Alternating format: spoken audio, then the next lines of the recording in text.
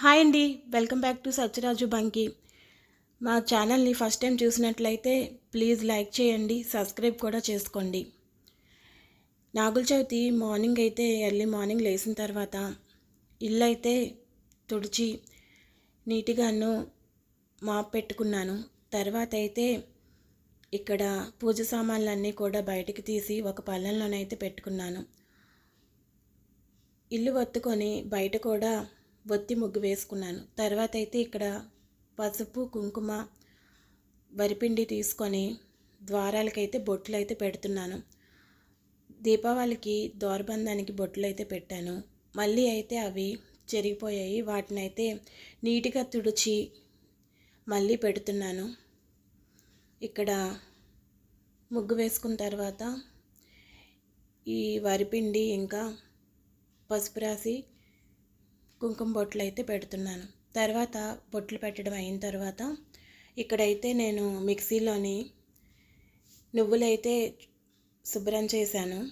అక్కడక్కడ కొంచెం చెత్త అనేది ఉంది, దాన్ని అయితే శుభ్రం చేసి మిక్సీలోని పౌడర్లా చేసుకున్నాను. తర్వాత అయితే బెల్లం పౌడర్ అయితే వేసుకున్నాను. బెల్లం పౌడర్ వేయటం వల్ల త్వరగా పని అనేది అయిపోయింది. కొద్దిగా పాలు బెల్లము మిక్స్ చేసుకొని నువ్వుల ముద్దనైతే రెడీ చేసి పక్కన పెట్టుకున్నాను. వరిపిండిని కూడా ముద్ద చేసి పక్కన పెట్టుకున్నాను. పాలును బెల్లం వేసుకొని సలివిడి చేశాను. తర్వాత ఇక్కడ పూజ సామాన్లు అయితే క్లీన్ చేసుకొని దేవుడికి పువ్వులు అయితే పెట్టుకున్నాను. ఇక్కడ ఒత్తులైతే వేసి నెయ్యి వేశాను. నెయ్యి వేసి ఒత్తులు వేసి ఇక్కడ దీపం అనేది పెట్టుకుంటున్నాను. ఇగోండి ఇక్కడైతే నేను నిత్య పూజ అనేది చేసుకున్నాను. ఇంకా పూజ చేసుకున్న తర్వాత పుట్ట దగ్గరికి అయితే వెళ్ళాము.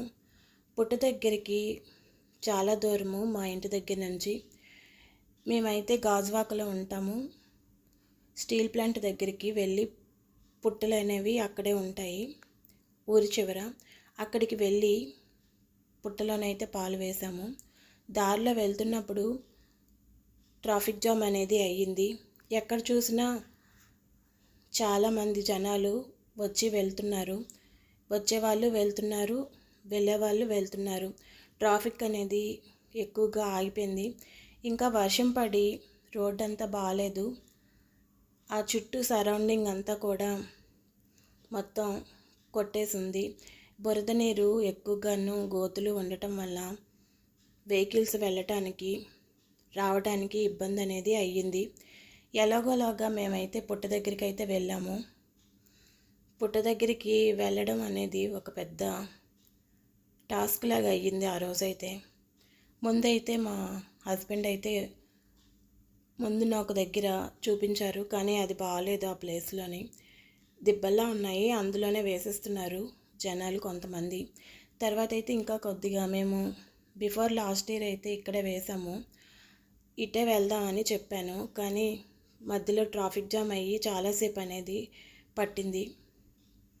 9 గంటలకు బయలుదేరితే 10:30 అయ్యింది. గంట పైనే పట్టింది వెళ్ళి రావటానికి. ఇక్కడైతే పిల్లలు బాగా అలర్ట్ చేశారు. పుట్ట దగ్గర ఉండకుండా బండి పెట్టిన ప్లేస్కే వచ్చేసారు.